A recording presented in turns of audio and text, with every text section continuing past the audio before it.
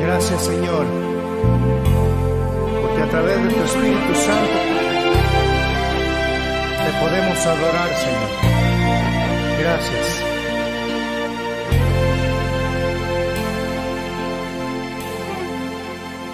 Yo necesito de ti, yo necesito sentir tu presencia en mi vida,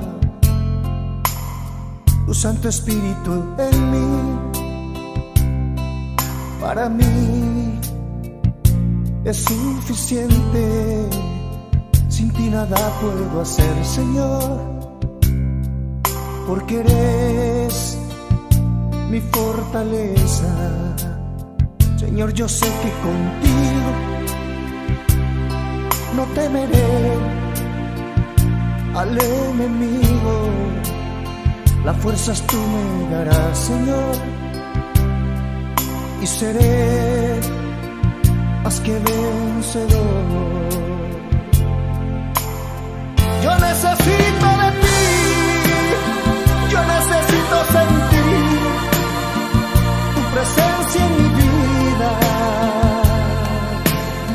Devuélveme, por favor, el gozo y la salvación que un día yo tenía.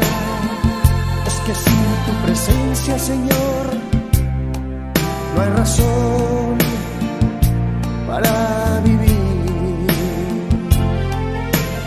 Oh, yo necesito de ti, Señor, yo necesito sentir tu presencia en mi vida.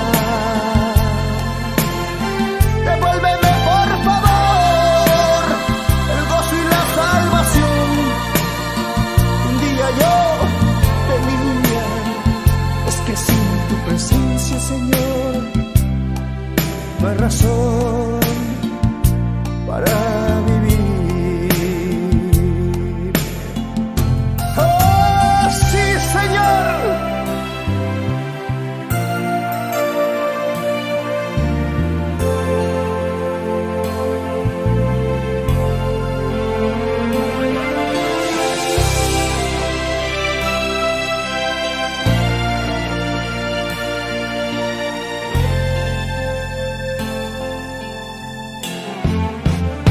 Yo necesito de ti, yo necesito sentir tu presencia en mi vida. Devuélveme, por favor, el gozo y la salvación que un día yo tenía. Es que sin tu presencia, Señor, no hay razón para vivir.